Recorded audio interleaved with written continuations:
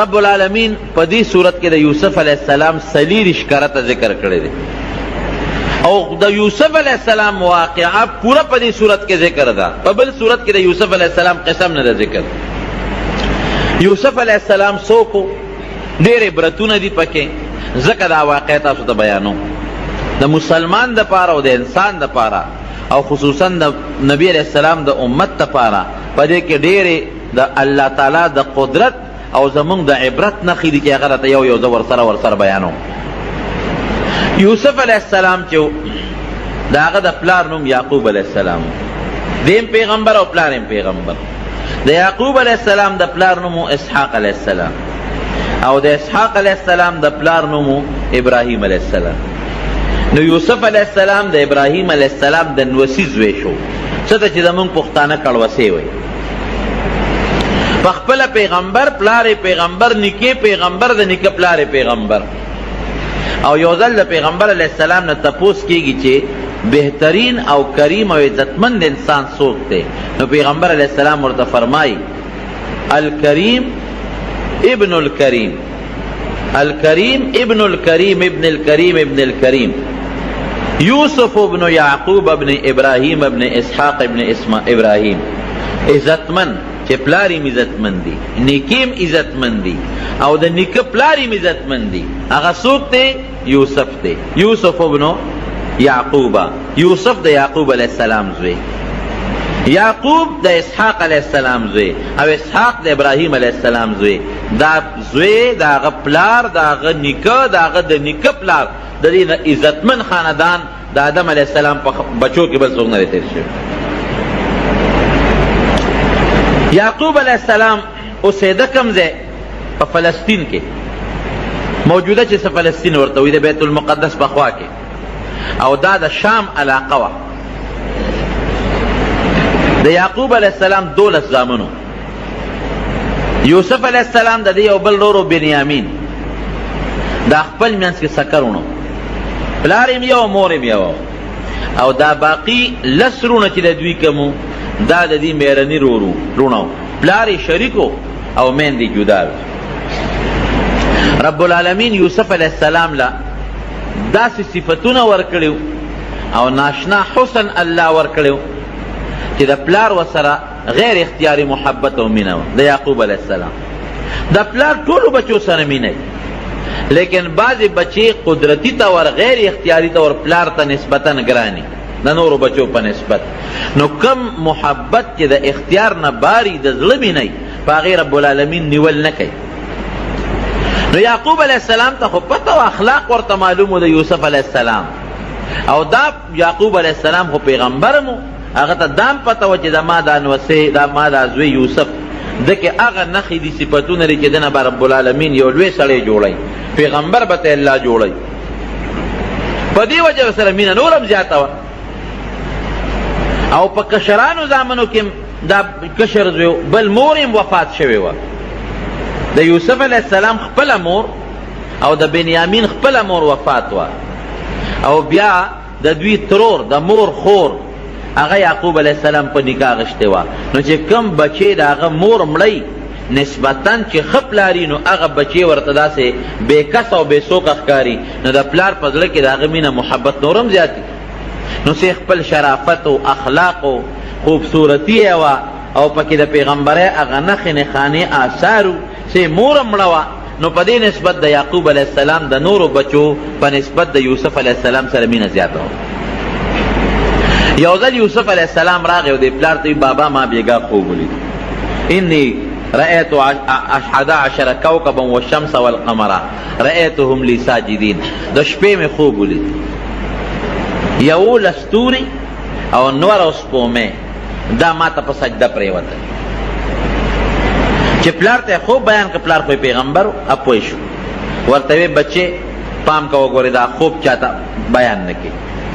یا بنی لا تقصص رؤیاک علی اخوتک فیکیدوا لک کیدا ان الشیطان للانسان عدو مبین. بچه ګورې پام کا چې دا خوب دې رونو ته بیان نه کی، ځکه هغه ته پته وه چې د ماره د نورو زامنو د یوسف علیہ السلام سره حسد دی او بغض دی. او په دې وجه ورسره بغض و چې د پلار د سره مینه ولې زیاته ده، مونږ سره کم او د سره زیاته ده. پلار ورسره محبت ولې کوي، د ده ولې زیات خیال ساتي. نو بچی اسم په زړه کې در سره بغض دی، حسد دی، او که دا خوب دی ورته بیان کا نو ګوره هغه بغض او حسد یې نورم زیاتېږي. اسې نه، شیطان به درته ولم سیدارونه او تا ته سازش جوړ نه کړي، سکیم درته جوړ نه کړي او ضرر درته ونه رسوي. اب پې پوه شو چې دا 11 ستوري خو دا 11 رونه دي، او نور او سپومې د یوسف علیه السلام دا مور او پلار دي. لکه ترورې په نکاح غشتې و پلار نو بس میره مورم مورې نو دا مور او پلار دا نور او سپومې او 11 ستوري دا دارونه دي. دا ټول بستا دا تعظیم او ستا د عزت طرف ته ټیټېږي او ستا عزت بکوي، دا به ټول ستا تابع کېږي په آخر وخت کې. نو بچې ګورې که دا خوب دې رونو ته ووایي، ورونو ته دا پته ولګېده چې مونږ به آخر وخت کې د یوسف تابع کېږو، نو اسین در سره بغض او حسد دی، سسکیم او سازش به درته جوړ. لیکن دا خوب په یو طریقه د یوسف علیه السلام رونو ته ورسېد. چې هغې ته ورسېد هغې خپل منځ کې سره راغونډ شو 10 رونه، یو خو د خپل سکه دی نه زیاتي چې کوم 10 رونو هغه راغونډ شو او په خپل منځ کې میټینګ او مشوره شروع کړه. یاره د یوسف سره دی خو زمونږ رور دی، پلار مینه ډېره کوي، زمونږ په نسبت خیال ډېر ساتي او ډېر محبت ورسره کوي، ډېر یې ځان ته رانږدې کوي، دا خو زمونږ دا پلار ښه نه کوي. او دا فطري خبره ده چې د 2 یا 3 زامنې د انسان او پلار یو سره مینه کوي، د دې نورو بچو بیا پلار ته غوسه کېږي، مور ته غوسه کېږي چې ښه ادیم زوی دی او مونږ دیم زامن یو، دا هغه ډېر خیال ساتي زمونږ خیال نه ساتي، نو پلار ته غوسه کېږي او غرور ته هم غوسه کېږي. دا یو انسان کې فطرتن یو سیس پروت دی، دا د انسان د فطرت تقاضا ده. نو هغه 10 رونه غوسه و چې ښه مونږ خو لا مخکې نه ورته غوسه و چې پلار ورسره مینه کوي، محبت ورسره کوي، ځان ته ډېر رانږدې کوي، او دا خو لا سبا به دې لوی سړی به د ده نه جوړېږي او مونږ به ده ته سجدې کوو، مونږ به ده ته ټیټېږو، له ده سلامونه به کوو. دا مونږ نشو زغملی. ښه څه به کوو، یو ورور یې وی اچې مړی کړو، اخوا به یې بوځو مړ به یې کړو. دې کې یو مشر ورور یهودا، دا د هغې 10 خپل ورور هغه ورته وی نه ګورې پام کوې مړی نه کړي، که کم از کم زمونږ مهرنی رور دی خو ورور خو هم دی که نه، پلار خو هم شریک دی، نو په وجلو هم نه پیردو کېږي، وجنو به نه نه وي خامخې وجنو. وی ګوری که مړم که نو خبره د مرګ نه پټېږي، خامخا 15 کاله 10 کاله 2 کاله 20 کاله هر کاله چې نو پته به رستو لګي چې دې مونږ مړ که او زمونږ پلار پیغمبرم دی، نو سبا به راته خیري وکړي، ازار به راته وکړي، او یا زمونږ پته به ولګي نو برباد او تباه به شو. وجنو خو یې نه، ښه بیا به ورسره څه کوو؟ وی داسې به وکړو چې ته لرې ځنګل ته به یې بوځو، هلته به یې په یو کوي کې ور وغورځو، بس مونږ به اخلاص شو، د قتل نه به مونږ بچ شو، په مونږ به د قتل الزام ونه لګي او د مرګ د ګناه نه به بچ شو، او کوي کې به یې وغورځو. که چاته چاره وویسته نو چاته به څه پته لګي چې دا څوک دی، وړي به، او که پکې مړ شو نو مړ دي شي، پکې د لاش به هم پته ونه لګي، که دلته یې وجنو خو لاش یې معلومېږي، بس کوي ته به یې وغورځو، خپل کار به کوي سره. هلته به یې څنګ بوځو، نو خپل منځ کې میټینګ وکړو، پلار له راغلل، وی بابا مونږ تاله راغلی، مونږ همیشه سیل کو او ښکار لځو، چکر لګو، او زمونږ دا کشر رور یوسف چې زمونږ ورسره ډېره مینه ده او ستا هم ډېر خوښ دی، دیم دې دله مونږ بوځو، چکر به پې ولګو، منډې ترړې به ووایي، ښکار به وکړي، خوشحاله به شي. پلار ورته وایي نه بچې دې خو زه نه پرېږدم، ځان نه یې نه جدا کوم. بیا وله راغلل بابا نه، مونږ سره به دې خامخا پرېږدې او دې مونږ لازمن بوځو، او ته په مونږ یارېږي چې ده ته به مونږ څه ضرر ورسو، دا زمونږ رور نه دی، ته زمونږ پلار نه تا به مونږ خفه کوو، دا خو زمونږ کشر دی، زمونږ رور دی، او مونږ غواړو چې دې مونږ بوځو، چکر پې ولګو، سیل پې وکړو. یعقوب علیه السلام ورته وایي انی اخاف ان یأکله الذئب وانتم عنه غافلون، بچې ګوره زه یارېږم، هسې نه شرم اخې ده نه ونه تښتئ، شرم اخې ونه خوري، تاسو به په خپل سیل کې په منډو ترړو به یې غشي به ولې، اسونه به ځغلوئ، او هسې نه چې زما دا بچې ده نه چې ته شرم اخې ونه تښتئ، شرم اخې ونه خوري. دا ولې یعقوب علیه السلام دا ټکې ولې و چې شرم اخ به وتښتئ؟ یو خو په دغه ځنګل او په علاقه کې شرمخان ډېر زیات او دویم د یعقوب علیه السلام دوی ته اشاره و چې تاسو شرمخان یې تاسو یې رانه ونه خورئ ګورئ تاسو شرمخان یې رانه ونه خورئ ماتې نه کې او یا په دې ځنګل علاقه کې شرمخان ډېر دي نو هسې نه شرمخې ونه تښتئ وی نه بابا هېڅ فکر چې ونه کې او دی به مونږ سره منډې ترړې وای چکرې به ولګئ او مونږ به حفاظت کوو په حفاظت به دله واپس راولو چې پلار یې پوره مجبور کړو نو دی ځان سره واغېسته دی د 12 یا د 14 کالو په دغه وخت کې یوسف علیه السلام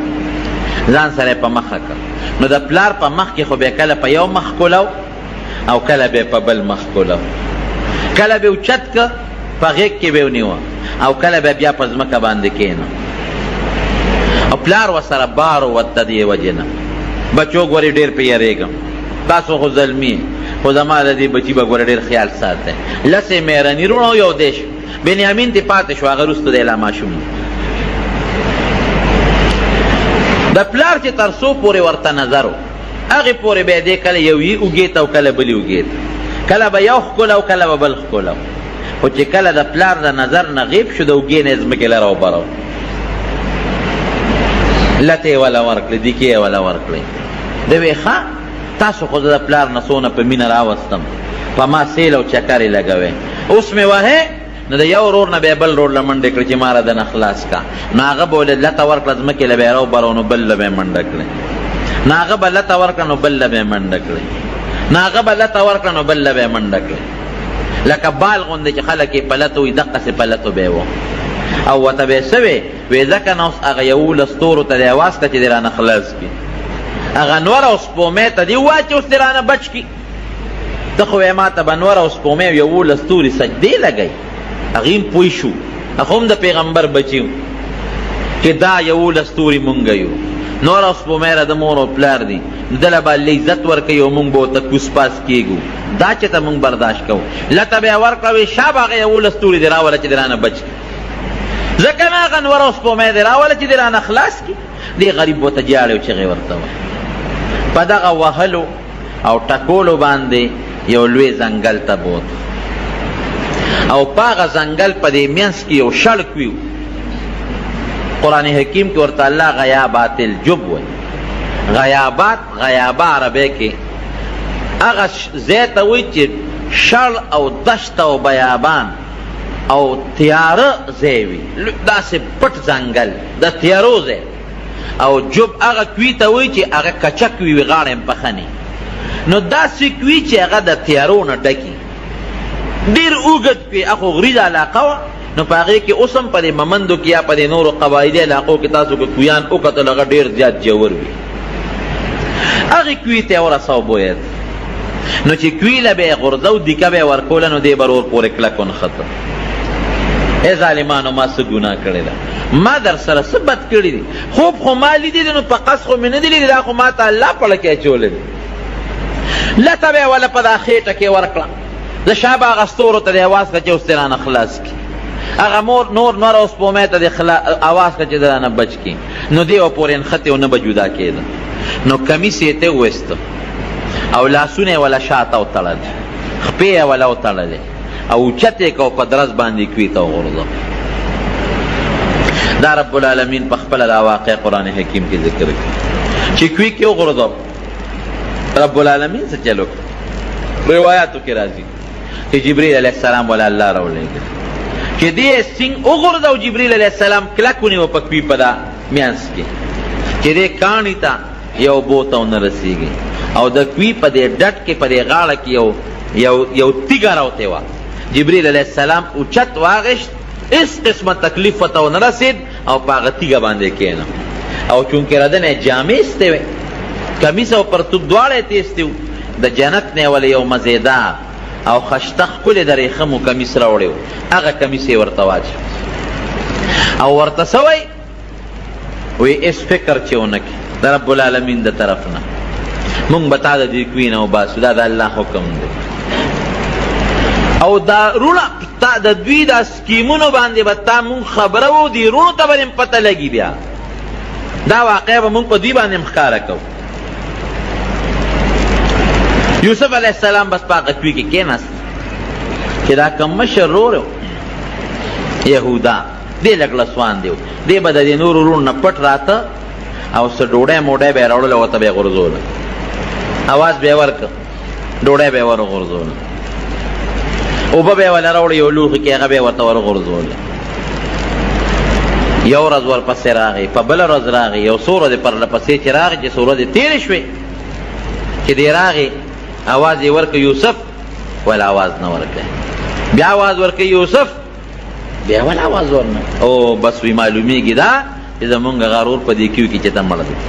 مړ شوی به. قدرت رب العالمین چې څوک بچ کوي د چا پلار ورته نقصان نشي رسول، دا زمونږ ایمان دی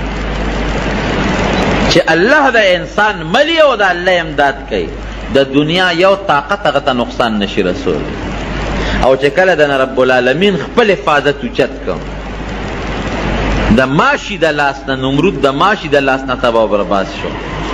او دا ابرهه لښکر دا د توتکرو د کاڼو په زیری باندې رب العالمین تباه و برباد. اصل چیز د الله حفاظت دی. کله چې د الله نه سوال کوي دا سوال کوي چې یا الله مونږ په خپل حفاظت کې محفوظ وساته، بچې الله دې په خپل حفاظت کې محفوظ ساتي، قسم دې چې د دنیا یو طاقت دی دې خپې ته دې نشي کتی. دا الله خپل قدرت خی، لقد کان فی یوسف و اخوته آیات للسائلین، دا عبرت نخی دی پکې د یوسف علیہ السلام او د رونو په دې واقع کې. یو قافله په دې لاره را تېرېدله، نو دې قافله کې به بعضې کسان دو چې هغوی به ګیا پسې ګرځېدل، چا به څاروي به کول، څوک به اوبو پسې ګرځېدل. نو کومه ډله چې د دې قافلې هغه په دې باندې ماموره وه چې تاسو لړ شئ اوبه وګورئ، هغوی چې راغلل دلته کوي وکړل، زر یې بورقه را واغېسته او هغې کوي ته ښکته کړه. چې کوي ته یې بورقه ښکته کړله او بورقه ویښته ورسوله، نو یوسف علیه السلام سره بورقه وجنګېدل،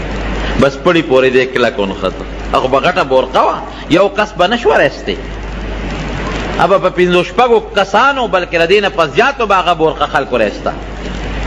اوس هم په دې اوږدو کویانو باندې غټې غټې بورقې وي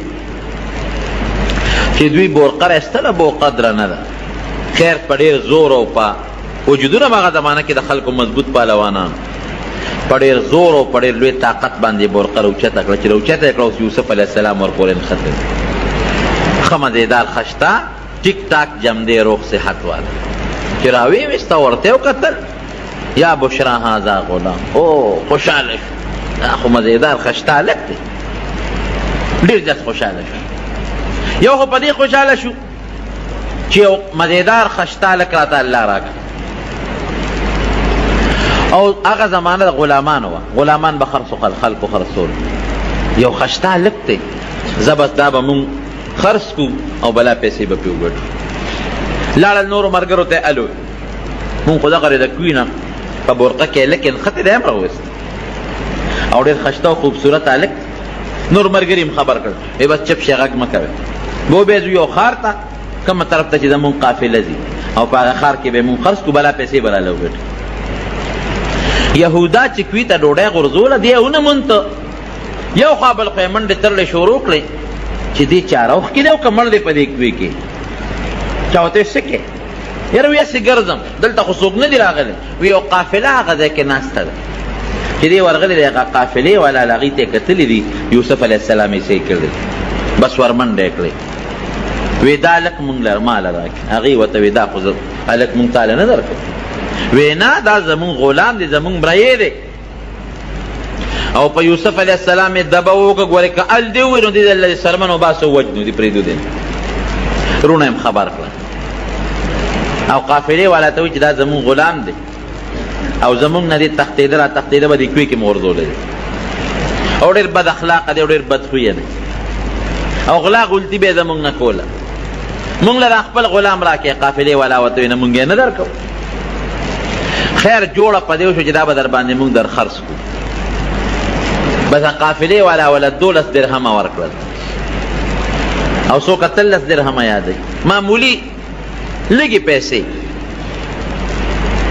وشروه بثمن بخس دراهم معدوده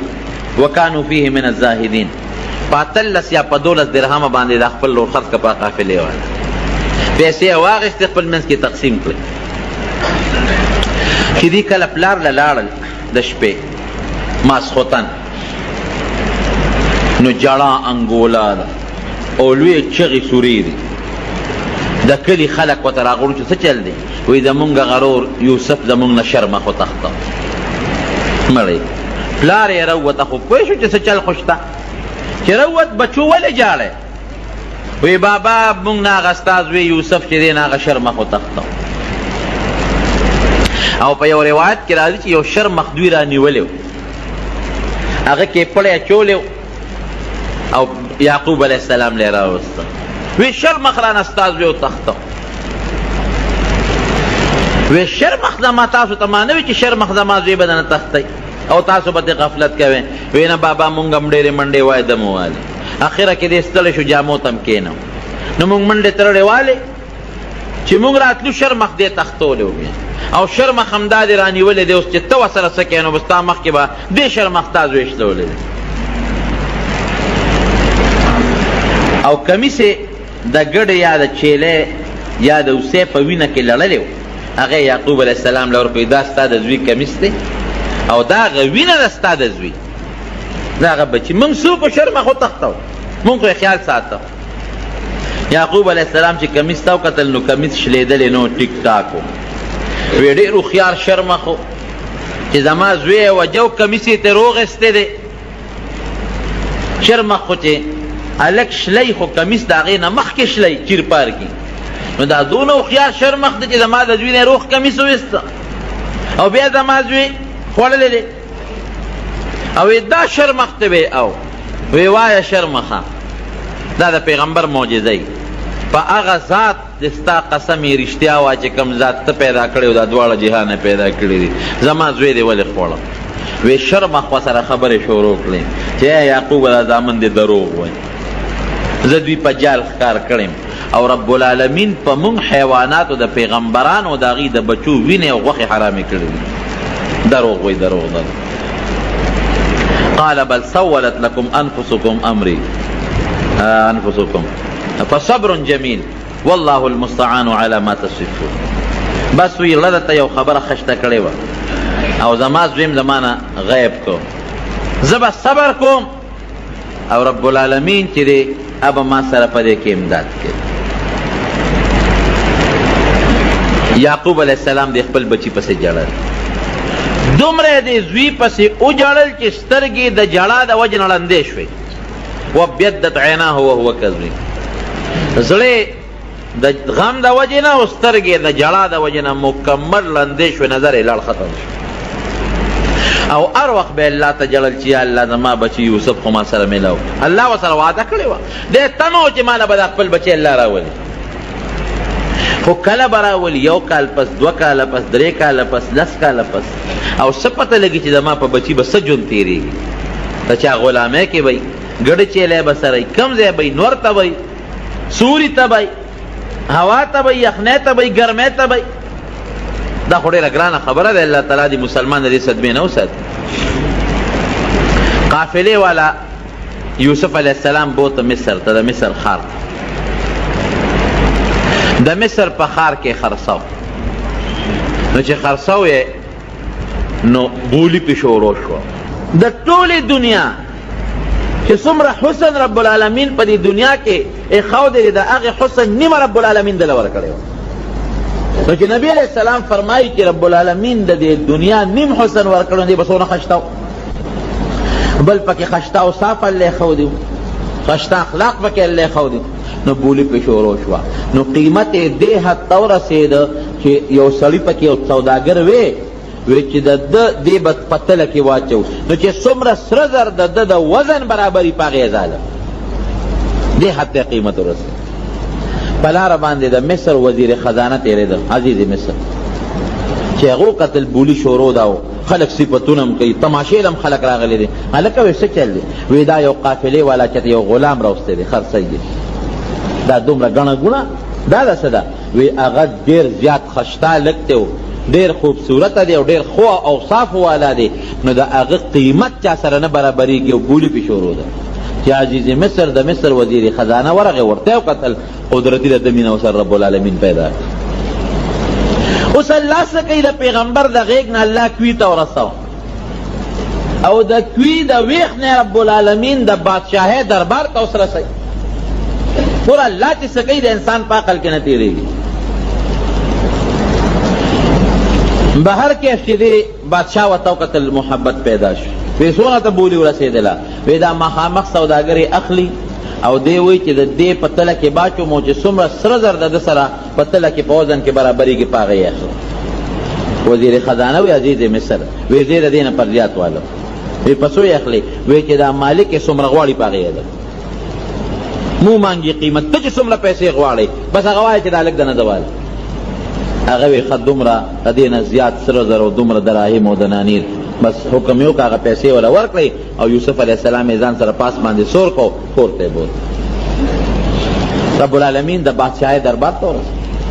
ښځې له یې بوته د ښځې نوم یې زلیخه دی. وی ښځې یو ماشوم مې راوسته او ډېر خالق دی،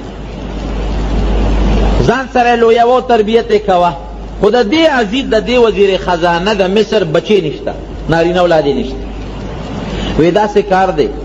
چې دا لږ ډېر ښه دی، مونږ ته په ده باندې الله تعالی ډېره فایده ورسوي. هغه دا دی چې مونږ به دې خرڅ کړو، ډېرې لویې پیسې به رالو کړي، او که د ښو اخلاقو خاوند و په بچیوالی په زویوالی به یې ده وساتو، یا به ځان سره بچي کړو، او که بچي نه نو خرڅ به یې کړو، نو مونږ ته به دومره فایده ورسوي چې زبردست تجارت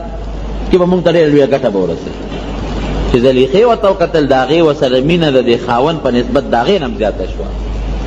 یاره سړیه داسې به وکړو چې د تجارت دا نوم به در منځه وباسو، لوی به یې کړو، اسیم زما ستا زوی نشته، به دا زمونږ زوی شو. وی ډېره ښه ده ښځه. اخوا په یوسف علیه السلام په یعقوب علیه السلام په پلار یې غم تېرېږي، اخوا د بچو هغه د بغض او د حسد هغه دروازه الله کولاو کړه، هم په پلار معلومه شوه. دې خوا دې کوي ته ورسېد، سوداګرو راوویسته په مینه او په محبت باندې. رب العالمین د هغې لږې مینې محبت د وجې نه هغوی ته څومره پیسې ورکړې، او دې خوا رب العالمین د بادشاهۍ دربار ته او د یو وزیر کور ته راوسته. الله ګورې دا ښیي ډېر زیات عبرتونه دي پکې. یو خدا چې په لویو خلکو څومره لوی خلک وي هغه مره مشکلات او غمونه ورته ډېر راځي، لکه په یعقوب علیه السلام څومره غمونه راغله. او دویم دا چې په بچی باندې یوسف علیه السلام نه وروسته رب العالمین ډېر لوی سړی جوړوي، نو څومره پریشانې او مصیبتونه پرې راغلل. الله قرآن حکیم کې فرمایي ان مع العسر یسرا، ان مع العسر یسرا. دا طالبان پې پوهېږي چې سختی لږه ده او هغې سره اساني ډېره زیاته رب العالمین راولي. او پښتانه مو وایي که نه، وایي سختې پسې راته. نو په یوسف علیه السلام رب العالمین دومره سختی راوسته، کوي ته ورسېد، د هغې نه پس به الله راته راولي. دا هم تا ته الله یو عبرت او یو سبق ښیي. که در باندې پریشانی راشي او سختی راشي نو الله ته فریادونه شروع کا، ګیلې او شکوې د الله نه مه کوه، فریاد شروع کا، رب العالمین به د هغه سختی او هغه مصیبت په خوشحالو باندې بدل کړي. او بل لوی عبرت پکې څه دی؟ ګورې بغض او حسد ډېر خطرناک شی دی. د یعقوب علیه السلام رونو بچو د خپل رور یوسف علیه السلام سره بغض او حسد شروع کړ، نو نقصان یې چاته شو.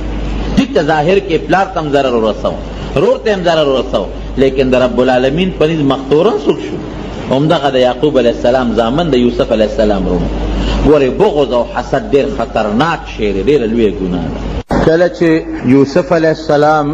او د زلیخې منځ کې مسله راله او یوسف علیه السلام متعلق ماشوم بچي ګوی ورکړه چې د یوسف علیه السلام کمیس وګورئ،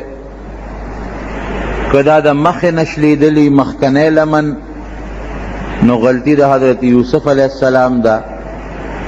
او که کمیس د شا نه شلیدلي نو معلومیږي دا چې ده به منډه والا تختېده به، زلیخې به کمیس راښکلي، غلطي به د هغې وي. چې دې کله کمیس وکته فلما رأى قمیصه قد من دبر قال انه من کیدکن ان کیدکن عظیم. د کمیس خو شا نه شلیدلی دی، نو عزیز مصر چې هغه وخت موجود و هغه پوه شو په دې، وی دا خو د زلیخې نقصان دی، دا د ښځو نقصان دی، او د ښځو سکیم او مکر او جال دا ډېر فراخی، ډېر لوی وي، دې نه بچ کېدل ګران کار دی. نو دغې وخت کې عزیز مصر ما تېره جمعه هم درته ویلي چې هغه له پکار ده چې ښځې له سزا ورکړې وه، خو مې داسې قسمه خلک په ښځو کمزوري وي. یو ټکې ووې یوسف اعرض عن هذا واستغفري لذنبك انك كنت من الخاطئين. یوسف علیہ السلام ته وای اے یوسفه پام کو دا خبره بار مشوره نه کې ګوره، ځکه اوس به خلک تا نه تپوسونه کوي، ته به وایې چې زلیخې ما نه دا غلطو مطالبه کړې ده، نو پام کوه دا خبره بار ونه باسې. او ښځې ته څه وایي؟ اوس پکار ده چې ښځې له سزا ورکړې وې. یوسف علیہ السلام ته وایي ګورې پام کو چا ته غږ ونه کړې، څوک خبرې نه خبر نه کې، نوره بې عزتي به مې وشي.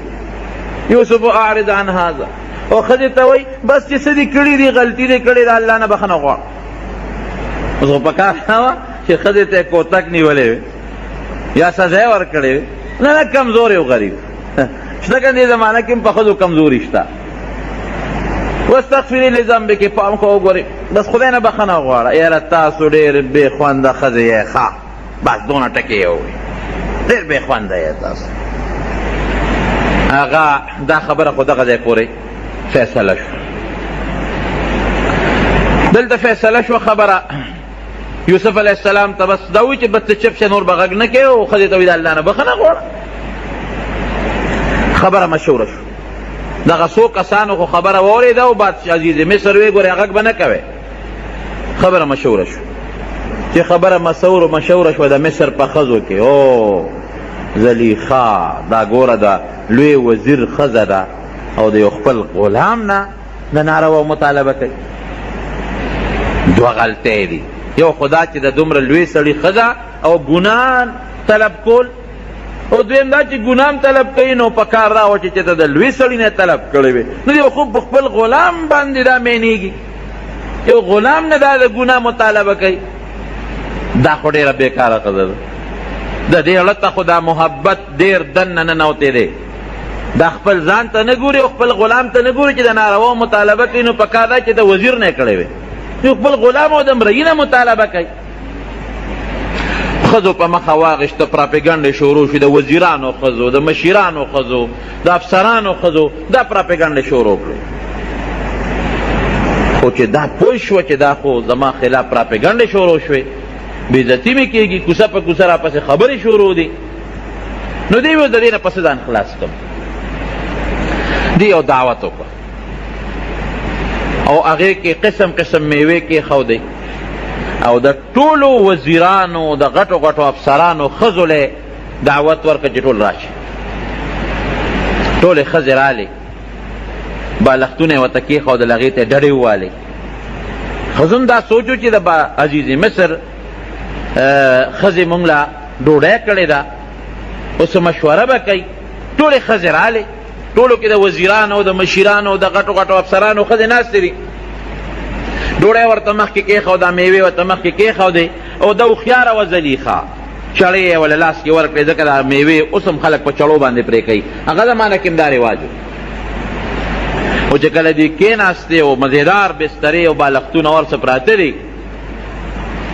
فلما سمعت بمکرهن ارسلت الیهن واعتدت لهن متکئا، غټ تکیاګاه یې جوړه کړه، او وآتت كل واحدة منهن سکینا، الله فرمائی ارچا لاس کې چاړه ورکړه. وقالت اخرج عليهن، یوسف علیہ السلام کوئی غلام عمرئ په دې خرازه پیوس. یوسف علیہ السلام بهر په دروازه را دننه شو، او غلام دی، اوس حکم دی ورته د خپل مالک سردار، خو چې څنګه را ننوت، فلما رأینه اکبرنه، چې د ښځو ورته وکتل یوسف علیہ السلام ته، اوهو وړه کې ډېر لوی والی راغی، دا هغه غلام دی. یو ښځه یو ته وایي، بل ښځه بل ته وایي، او دا خو ډېر خشته دی، دا خو ډېر زیات خوبصورته دی. خو چې څنګه هغې ته وکتل، نو قطعن ایدیهن، د هغه میوو په ځای باندې چړې پر خپلو ګوتو راښکلې. پوی نشوی چې دا مونږ میوه پرې کوو او که مونږ ګوتې پرې کوو. د یوسف علیه السلام هغه حسن پې داسې غالب شو، داسې چې بس په ځان پوی نه شو، د میوې په ځای ګوتې ځان له کټ کړلې او په لاسونو باندې ځان له لاسونه زخمي کړل او سرمنو نه وینې روانې شوې. حاش لله ما هذا بشرا، او الله خو ډېر لوی ذات دی، ډېر پاک دی. دا انسان نه دی، دا هلک دا فرشته ده او په فرشتو کې هم ډېره د عزت او ډېره مزیدار او ډېره خشته او خوبصورته فرشته ده، د انسان نشي کېدی. لاسونه یې بلکل پرې کړل، د هغه د حسن نه دونه متاثر شوی، د انسان نه داسې فرشته معلومېږي، مقربه فرشته او عزتمنده فرشته معلومېږي. زلیخه دغه ځای کې ډاډه شوه. تاسو زه ملامته کولم، ما خو لاسونه لا نه دي پرې کړي، تاسو خو ګوتې پرې کړې، ما باندې خو دومره اثر نه دی شوی، ما خو ورته انسان ویلی دی، تاسو خو فرشته ورته ووې. بس فورا زلیخه دغه وخت کې ډاډه شوه چې د ښځو هغه خبرې دې سره ختمې شوې. ښځو تسلیم کړله چې زلیخې تا اوسه پورې لاس نه دي پرې کړی، که ستا په ځای مونږ دا دې لاسونه پرې کړل، تا خو ته یو ځل چاته مطالبه وکړه، ستا په ځای که مونږ وې دی به مونږ نه کوم ځای کې بچ پاتې شوی وې. نو دا هغه ځای کې څه وایي؟ دا هغه ځای کې دې اعلان وکړو چې انا راودته عن نفسه فاستعصم، ما ته مطالبه کړې ده، بالکل ما ته مطالبه او طلب کړی دی. ډاډه شوه چې زه مجبور یم، خو ځان یې رانه بچ که. ولئن لم يفعل ما آمره لیسجنن ولیکونن من الخاسرین. که زما دا خبره او نه منله چې دا ما ته کومه مطالبه کړې ده، دا به خامخا یوسف علیه السلام زید سر ته رسوي، او که ویې نه منله نو جیل کې به یې چوم او په جیل کې به لکه د ذلیلانو غوندې او تاوانیانو غوندې زندګي تېروي. نه پرېږدم جیل ته به ځي، پرېږدم یې نه. او زمونږ دا طالبان دلته کې سوال کوي چې دا د جیل خبره یې څنګه وکړله؟ داسې په کار وه لکه یو سړی وایي که نه، که د ما خبره ونه منله نو مړ به یې کړم، که د ما خبره ونه منله نو زخمی به یې کړم، او به یې وام، سزا به وله ورکړم، دورې به ورکړم، کوړې به ورکړم. دې وخت کې دا نه وایي چې مړ کوم یا دورې ورکوم یا سزا به ورکوم، نه، که د ما خبره ونه منله جیل ته به یې لېږم. وی زه جیل ته لېږل خو به یې بیا راوباسي که نه، خو یې معشوق و که نه، جیل ته لېږل خو نو دی پړه نه راتله چې زه ده ووایم چې دله به سزا ورکړم یا زه به یې مړ کړم. په مرګ یوسف علیه السلام کوم ځای پیرزو کېده،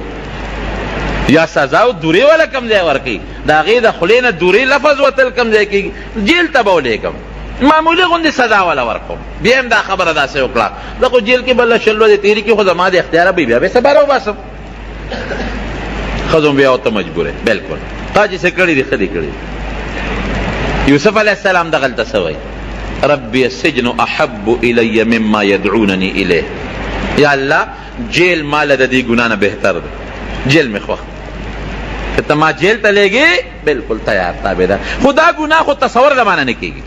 سوال نه پیدا کېږي چې زه دې ګناه وکړم، بلکل قطعا نه کېږي. جیل مې خوښ دی، الله ما ته جیل د دې ګناه نه خوښ دی. والا تصرف عني کیدهن اصب الیهن واکن من الجاهلین. خو الله د ګناه نه مې ګورې ته ساتې، ګوره د ګناه نه ساتندون کې څوک دی؟ رب العالمین. الله نه به سوال کوي چې ما د ګناه نه وساته. ګنې شیطان درته دا ګناه داسې خشته کي چې سړی په ځان ورته بیا نه پوهېږي. پردی مال هره ګناه چې وي، نبی علیه السلام فرمایي دا شیطان سړي ته دا ګناه خشته کی، مزینه کی، ډوله کی، او چې کوم عذاب د الله را طرف نه په ګناه مقرر دی، هغه عذاب د انسان د ذهن نه وباسي، دی بیا خامخا ګناه کوي. یا الله که د دې ښځو د مکر نه دې ونه ساتلم، ګورې زه به د ډېرو ناپوهیو نه شم. یا الله ما به د دې مکر نه ساتې، جیل لاله بهتر دی. هلته عزیز مصر ته خبره ورسېدله چې اوس خو خبره بل شان شوه، اوس خو د زلیخې عشق مخکې پټ اوس ښکاره شو، اوس خو دا خبرې ټولو ښځو واورېدې. اوس به د سره څه کوو؟ زلیخا خاوند ته وایي ګورې پام کوه، سزا به نه ورکې، جیل ته به لېږې. هم مجبوره و، یوسف علیه السلام یې جیل ته ولېږه. چې جیل ته حضرت یوسف علیه السلام څنګه ننوته، د الله نه یې وغوښته جیل ته لاړ. نو هلته کې په جیل کې یوسف علیه السلام دومره رب العالمین دله عزت ورکړه چې د جیل که مشر داروغه مشر هغه معتقد شو ابوله راته هغه بوله د خوخه خوراک ورکو هغه به ډیر لوی عزت کو او خاص بارک کې بند نه کو ولې اجازت ورکو چې ته په دې جیل کې په کم ځای کې ګرځې نو ګرځه او ممکن ده زماړه کې دا یو ټکی راځي چې ممکن ده دا د بادشاهانو د وزیرانو د ښځو نه خدا افسران مجبوری ممکن ده زلیخې به ورته ویلي چې ګوره جیل ته مې درلېږلي دي خو ګزاره ورسره کوه ولې محبت او مینه خو یې ورسره وکړه په دومره سختو خو یې پرزوم نو جیل کې ورته مکمل اجازت و خلک به راتلل ورسره به میلاوېدل تپوسونه به ترې خلکو کول حسن هم ډېر زیات و چې کوم انسان خشتۍ ښکلې وي د انسان ورسره قدرتي ته ورمینه هم پیدا کېږي نبی کریم صلی الله علیه وسلم فرمایي کله چې د معراج ته وختم د ما د پیغمبرانو سره ملاقات وشو یوسف علیه السلام مې ولیده وایي چې ما ورته وکتل نو د دې ټول دنیا د خلکو نیم حسن رب العالمین یوسف علیه السلام له ورکړی پیغمبر علیه السلام فرمایي نو جیل کې ورسره د خلکو محبت پیدا شو د خلکو مینه ورسره پیدا شوه خلک به راتلل تپوسونه به یې ترې کول دوه کسانو جناب او ده به په جیل کې څه کول د ده ډیوټي څه وه ده به د مریضانو تپوس کو او چې کوم جیلیان و هغوی له به د صبر تلقین ورکو خیر دی صبر وکړې ګوره ما باندې الله تعالی داسې امتحانونه راوستل چې دوی ته الله وغورځولم الله راوویستم بیا را باندې بل امتحان راغی د عزیز مصر په کور کې د ګناه هغې نه الله ساتلم اوس را باندې د امتحان راغی نه مې څه غلطي کړې ده نه مې ګناه کړې ده نه مې مرګ کړی دی نه مې لاره شکولې ده او جیل ته راغلی خیر دی صبر کوئ الله به مې امداد وکړي د جیل نه به مو بس هر چا ته به د صبر تلقین ورکو او چې کوم به بد اخلاقه جیل وي هغه ته به نصیحت کو چې ګوره په بد اخلاقۍ کې ته جیل ته راغلی او پام کوه آینده لپاره دا ګناونه کې دا غلطیونه کې دا معمولي جیل دی د خدای جیل ګورې د قیامت پر دوزخ ډېر لوی شی دی ځان ساته خلکو ته به خشته نصیحت کو د خلکو اخلاقی تربیت به کو او خلکو له به صبر تلقین ورکو د مریضانو تپوسونه به کول د هر چا ورسره مینه محبت پیدا شو چې دی جیل ته ننوتېده نو 2 هلکان ورسره جیل ته ننوتل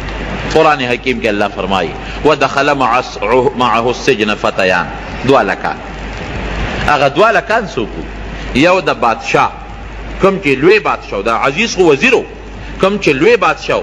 دا هغه ریان نومو ریان هغه بادشاه د موجوده فرعون چې کوم د موسی علیه السلام زمانه کې چې کوم فرعون و دې فرعون نیکو د دغه فرعون نوم چې کوم د موسی علیه السلام په زمانه کې دریاب کې غرق شو د هغه نوم ولیدو د هغه د پلار نوم مصعب او د مصعب د پلار نوم ریانو دا هغه ریانو دا چې کوم د یوسف علیه السلام په زمانه کې دا فرعون وی فرعون د مصر د هر بادشاه یو لقب نو د هغې بادشاه یو ساقي شراب به یې پسکل او یو خاص ډوډۍ والو اوس هم د دې بادشاهانو مخصوص کسانی چې په هغوی باندې پوره اعتمادي ولې زهر مهر ورته وانه چي خراب شي پې ونه خوري نو د یمن د بادشاه سره د دې بادشاه روانه وه جګړه وه هغې د یمن بادشاه دا کوشش شروع کړه چې د مصر د بادشاه ریان دا خو ډېر مضبوط دی د دې لښکر خاوند دی په بله طریقه خو یې د نشم والی راشه ورته به دا غلامانو له پیسې ورکمه زهر به ورته واچي دی به مړ شي دې دواړو له ډېره غټه پیسه ورکړه دې ساقي له دا شراب چې به بادشاه څکل او دا بل چې کوم ډوډۍ والا لنګري دې له پیسې ورکړې باورچي چې ورته تاسو وایې وی تاسو به په ډوډۍ کې ورته زهر واچې ته به په شرابو کې معمولي غوندې زهر واچې په بادشاه به دا خوراک او اوبوس کې چې دا مړ شي وی ډېره ښه خبره ده نو هغې طباخ چې هغه کوم باورچي و لنګري هغه په هغه خوراک کې اعلی خوراک بادشاه له تیار کو پکې معمولي زهر ور واچو تیز زهر او چې کوم شراب والو هغه په شرابو کې ورته زهر ګډ کړل چې ته به ډوډۍ ورکړې زه به شراب ورکړم دا به اوس کې مړ به شي او پیسې یې د هغه یمن د بادشاه نه اخیستې وې چې بار ته څنګه ووتل او بادشاه ته هغه خوراک کېښوده او هغه اوبې ورته کېښودې دې وخت کې دا چې کوم ساقي و دې ویارېد دې پوه شو چې دا خو مې غلط کار وکړ پیسې مې واخیستې دا خو مونږ د خپل محسن سره د بادشاه سره ظلم دی او ټګي ده زیاتې دی یاره زه خو دا شراب پې نه څکم خو دا بل ملګری پوه نه کړ زه خو پې نه څکم زما یې ټول عمر ښه ما سره احسان کړی دی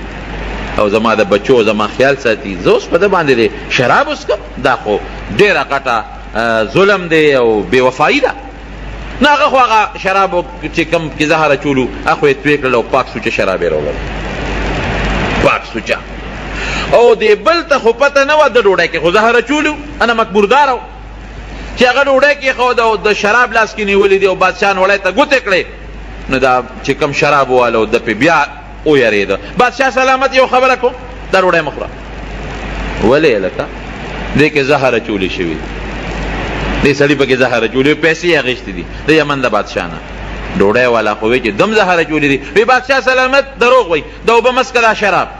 دې کې د زهر اچولې دي، خو دواړو په شریکه زهر اچولو، خو ساقي چې دی اوبه والا خو هغه شراب توی کړل، نور یې راوړل، ده پکې زهر اچولې، پام کوه چې دا ونسکې.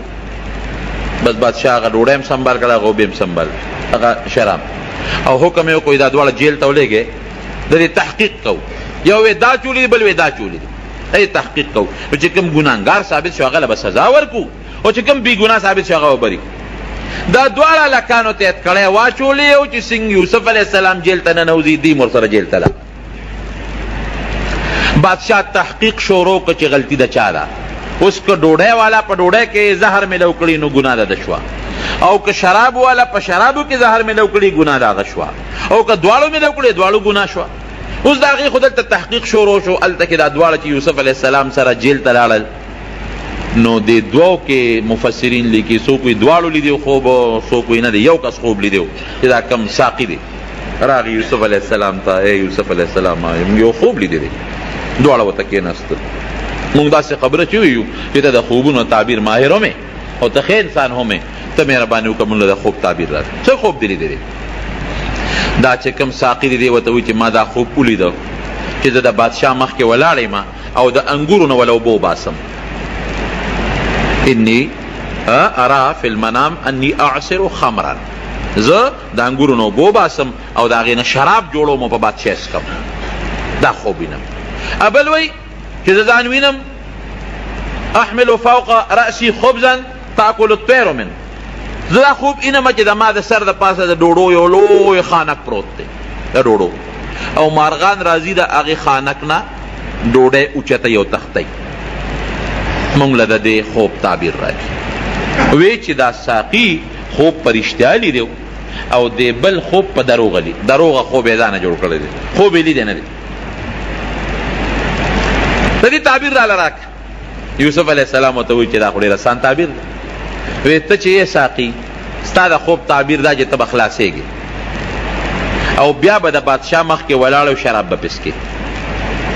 ځکه تا په خپله خوب داسې ولید چې زه انګور نه چوړوم د هغې نه شراب جوړوم په بادشاه څکم، نو بس ته به واپس بری کېږې او هغې انګورو نه به اوبه وباسې او په بادشاه بس کې. او دې بل ته وایي چې تا ځان ولیده چې ستا په سر ډوډۍ پرتې دي او مارغان راځي د هغې نه ډوډۍ تښتوي، خوراک تښتوي، نو ته به سزا کېږې او په سولی کېږې به، او ستا وجود چې دی هغه به هلته په سولی باندې اویزان دي، مارغان به راځي او ستا د سر نه به غوښې تښتوي او مړ به پروت دی. هغه څه وایي هغه لږه نه یاره وایي ما خو دروغ وایي، ما خو خوب نه دی لیدلی. دی بل خو یې ما لیدی دی، هغه لیدی ما دروغ وایي، ما خوب نه دی لیدی، خطا شوې. یوسف علیه السلام ورته وایي چې که خوب دی لیدی دی او که نه دی لیدی، خو چې کوم تعبیر مې وویست همدقسې به د الله فیصله کېږي، خوښه دې اوس خپله ده. زمونږ علما دلته لیکي چې دروغ خوب به چرته نه بیانوي، دروغ به نه جوړوي. او کم انسان چې دروغ خوب جوړ کو په دروغه، د قیامت په ورځ به رب العالمین دله په لاس کې 2 اوربشې ورکي، 2 اوربشې، او دته به وایي شابه دا اوربشې یو بل سره غوټه کا. نو اوربشې څوک 2 یو بل سره غوټه کولی شي؟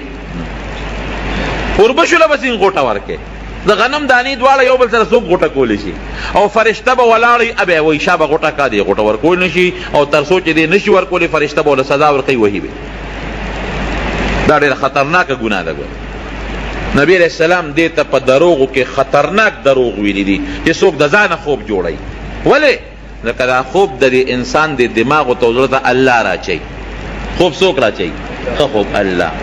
نو تا دا زه تا ته وایم چې دا خوب ما لیدلی، څه مطلب چې دا الله د ماړه ته یو خبره راچولې ده او الله نی راچولې. الله ستاړه ته خبره نی راچولې ورته وایي چې الله زما ته خبره، نو په الله دې دروغ ووایې که دروغ خوب خدا مطلب ما خوب ولید، نو خوب خدا ته الله پړه کې راچي او الله نی راچولې، ته وایې خوب مې خو الله راته پړه کې خبره را واچوله، نو چې الله نی راچولې او تا په الله دروغ وایې، دا ډېر خطرناک دروغ دی که دې نه ځان ساتئ. دویم دا چې خوب دی ولیده نو هغه چاته به خوب بیانې چې هغه دو صفته لري، یو د خوب په تعبیر پیږي، دویم تا سره همدردی وي. ګورئ ولې که د خوب په تعبیر نه پوهېږي او هغه ته د خوب بیان که نو غلط تعبیر به وباسي، نو همغسې به کېږي بیا. او که یو سړي سره د همدردي نه وي در باندې زړه نه خفه کېږي او هغه ته د خوب بیان که اب هم دله غلط تعبیر وباسي، نو بیا به همغسې کېږي، هغسې به ولې کېږي. یو حدیث کی راضی حدیث قدسی دی، انا عند ظن عبدی بی، نبی علیہ السلام فرمائی چې الله وی چې په ما باندې بنده څنګه ګمان کوي زه همقسې یم. نو تا خوب ولیده مثلا او د هغې خوب درته ما تعبیر بیان که غلط می بیان که، یا تا خوب نه دی لیدی او ما تعبیر در که، نو ستاړه کې به هغه سودا راشي چې دا کار جوړ داسې کېږي. په الله د هغه ګمان پیدا شو چې دا کار به داسې کېږي، نو چې په الله د کوم ګمان پیدا شو الله به همغسې در سره کوي. پام کوئ د خوب متعلق چې خوب د ځانه جوړ نه کوي ګناه ده، او که خوب هم ولیده نو هغه چاته به بیانوي چې کوم تاله ښه تعبیر وباسي پوهېږي او د سره همدردي وي چې مزیدار تعبیر درته درکړي. او بل درته ووایم که چا خوب ولید د یارې خوب، درې قسمه خوب دی. یو هغه خوب چې د الله را طرف نه دی، هغه عموما سار وخت کې سړی ویني. یو هغه خوب چې هغه د شیطان د طرف نه دی، شیطان د یارې خوبونه په دې اړه کې راولي. او دریم هغه خوبونه دي چې یو سړی دروازې سکوي نو هغه په خوب کې ویني، لکه مثلا یو کلندر دی او خوب ویني وي پېښور له باروبار خوب ویني، یا مثلا یو ترکان دی هغه په خوب کې ترکانی ویني، یا مثلا یو دکاندار دی هغه په خوب کې دکان کې ناست دی او روجي غوړي تلي. دا دریم دا هغه دي چې د په دماغو کې دروازې کوم شی ناست نو خوب کې د شپې هغه وویني، دې له خو هېڅ حقیقت نشته. بل هغه چې شیطان ورته په زړه کې کومه خبره د یارې خوبونه او د هیبت خوبونه ور واچوي، دې له هم څه حقیقت نشته. دریم هغه خوب دی چې رب العالمین رحماني خوب په زړه کې ورته ښه سوچونه را واچوي. نو اوس که یو انسان غلط خوب ولیده، بالکل خطرناک او غلط خوب، نو یریږي به نه. پیغمبر علیه السلام یې موږ ته یو دم ښولی دی، هغه دم چې د استعمال کو اسم نشته، بالکل چې ونه یریږي. خطرناک خوب د یارې خوب د هیبت خوب، داسې چل به وکړي چې اعوذ بالله من الشیطان الرجیم به ووایې او ګس طرف ته به لاړې وتوکي، بیا به ووایې بیا به ګس طرف ته لاړې وتوکي، بیا به ووایې بیا به ګس طرف ته لاړې وتوکي. بس د خوب اثر به ختم شي. هر قسمه خطرناک او د هیبت خوب که تعالی دي د هغې هېڅ اثر بني. او که هغه وخت کې د یاد نی سار را پاسې دی دا عمل وکړه، او که سار دې یاد نو هر کله چې دا خوب درته را مخکې شو هر کله نو بس یو ځل دا عمل وکړه چې درې ځله ګس طرف ته اعوذ بالله ویل او ورسره لاړې توکل. که جومات کې د جومات نه بار وځه نو اعوذ بالله ووایه درې ځله او هر یو ځل سره ګس طرف ته لاړې وتوکه، د دې خوب به هېڅ قسمه غلط اثر نه دی، دم شو. بس دا تجربه ده. او که مزیدار او خشته خوب دی ولیده، نبی علیہ السلام دی په خوب کې ولید، الله دی په خوب کې ولید، یو نیک سړی دی په خوب کې ولید، مونځ دی ولید، هر قسمه نیکي، نو د الله تعالی حمد ادا کوئ الحمدلله. او راشئ او 2 رکعاته نفل وکړه، لږه صدقه ورکړه، بیا برته رب العالمین د دې نه نورم خشته او مزیدار خوبونه ښیي. خو درو خوب جوړول دا ډېره غټه ګناه ده. به هر کیف هغه یو خو وی چې ما دروغ ویلي وي، زه اوس چې څه شوي دی هغه شوي دی او چې څه دی به کېږي. بادشاه هلته کې تحقیق وکړو، چې تحقیق یې وکړو، هغه خو آسان کار و، هغه زمانه کې خو لیباټرۍ نه وې، هغه خوراک یې راواغېسته او هغه په یو حیوان باندې وخوړه او چې څنګه یې وخوړه هغه مړ شو. پته ولګېده چې خوراک کې زهر و. هغه اوبې راواغېستې، هغه بل یو حیوان ته کېښودې، هغې حیوان هغه شراب وڅښل، هېڅ یې ورته ونه وي. په دا پته ولګېده که چې شرابو کې شراب والا څه نه دی اچولی او خوراک والا په خوراک کې زهر اچولی دي، بس دواړه یې راوویستل. قاضي فیصله وکړه چې دا کم د بادشاه باورچي دی، لنګري دی، د زهر اچولی دی لہذا دی سنسار شي دی مړ شي. او چې دا کم بل دی شراب والا هغه په شرابو کې زهر نه دی اچولی او بادشاه خبر که چې بادشاه سلامت ګورې خوراکو نه خورې دی کې زهر دی نو هغه له انعام هم ورکه بری هم که وفادار و خط هغه یې راوسته واپس یې په خپله ډیوټۍ باندې ولګو ابلې پانسي که او بره په لرګي کې ویزان کړی مارغان به راتلل او د هغه نه به یې غوښې وړلې خو چې دا کم سزا شو دا خو بس ختم شو او چې کم بری شو نو یوسف علیه السلام هغه ته وایي وی ته خو بری کېږي بری شوې نو اذکرنی عند ربک ته چې لاړ شې نو زما معامله لږ بادشاه ته یاده که زه هسې بېڅه مفتو کې جیل کې پروت یم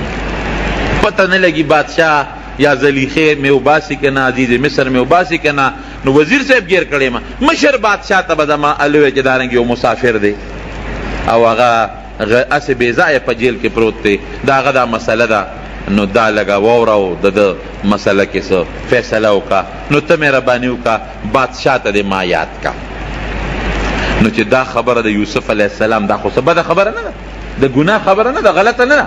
یو سړی دی غریب گیر دی او بې ګناه گیر دی هغه چاته سفارش وکړي چې د ما سفارش بادشاه ته وکړه چې ما خلاص کړي دا څه بده خبره نه ده لیکن بیا هم د یوسف علیه السلام شان سره مناسبه نه وه د یوسف علیه السلام شان دا دی چې د بادشاه نه ولې مطالبه کوي د لوی الله نه مطالبه وکړه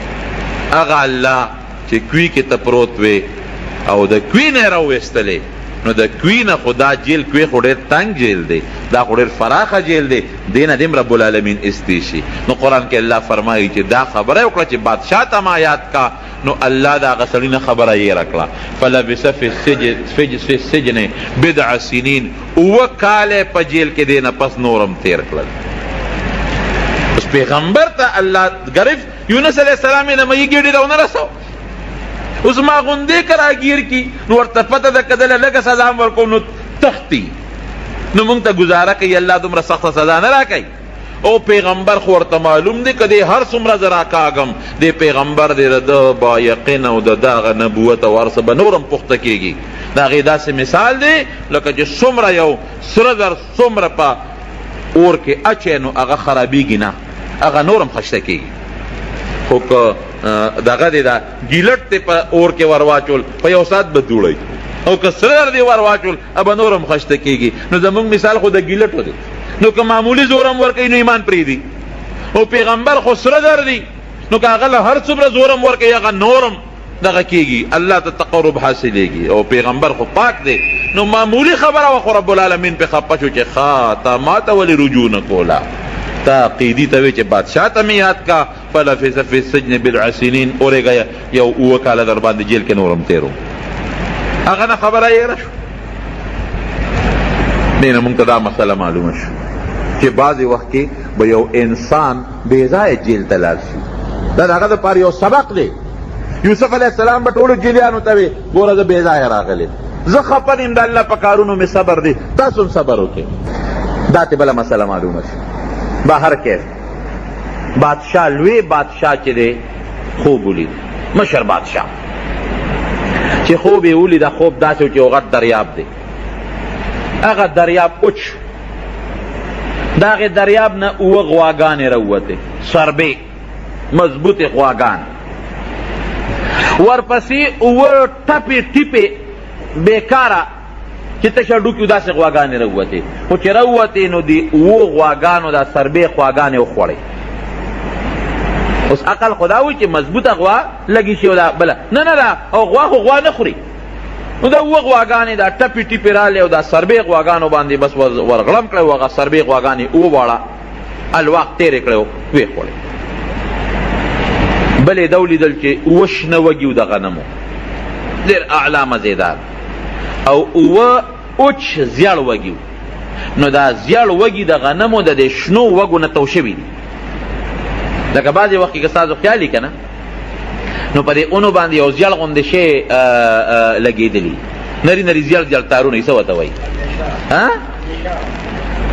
منېشه ورته وایي هغه زیړ زیړ څیزونه نو هغه چې د دې شنې څانګې نه تو شي نو هغه بوټي اوچ کي بنوشه هغه اوچ کی نو دارنګې دا زیړ اوچ چې کوم وږي دي دا د شنو وږو نه تو شوي نو چې بادشاه دا خوب ولیده نو یو ته وي د خوب تعبیر ویرېده بادشاه هوښیار بل ته وي د خوب تعبیر بل ته وي د خوب تعبیر چاته هم د خوب تعبیر نو معلوم دا چې کوم ساقي دی هغه ته رایاد شو اوهو زما یو اشنا دی په جیل کې یوسف یې نوم دی اخو د خوبونو ډېر زیات ماهر دی بادشاه سلامت زما یو اشنا دی او جیل کې پروت دی او بې ګناه په جیل کې ګوره 7 کاله پسې خبره را یاده شوه الله ته یې راکړه خبره دا یاد او یره د چا په اختیار کې دي د الله بعضې وخت یو اهمه خبرې د انسان نه یره شي ښځې نه یره شي خاوند نه یره شي رور نه یره شي دوست انسان نو 7 کاله تېرو او چې دا خوب بادشاه بیان کړ نو ورته رایاد شو زما جي یو نږدې اشنا دی ډېر ښه سړی دی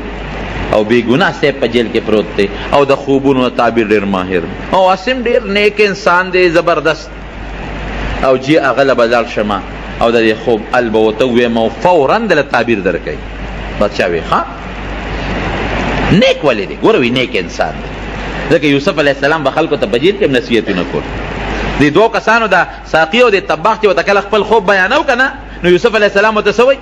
وی ډوډۍ نه مخکې دل تعبیر در کوم لا ډوډۍ به نه راغلې خو یو خبر هم درته کوم ګوره د خوب د تعبیر نه مخکې ورته څه وایي وی هغه الله چې موږ او تاسې پیدا کړي هغه الله ګورې شریک نه لري زه په هغه دین یم چې کوم دین د ابراهیم علیه السلام او د یعقوب علیه السلام دغه الله موږ سره ډېر لوی احسانات کړي دي موږ سره ډېر انعامات کړي دي او ګورې پام کوئ زه د خلکو د دې دین د دې شرک نه بیزار یم تاسو به هم شرک نه کوئ د یو الله د توحید داعیان به جوړېږئ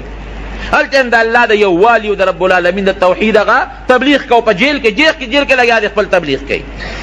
خلکو ته د نیکۍ نصیحت کوي د شرک نه او د کفر نه د خلکو زړه تورئ نو دی وی بادشاه ته چې ډېر نیک سړی دی ډېر ښه سړی دی ورته پته وه زم جي د هغه نه د تعبیر وباسم یې لړ شه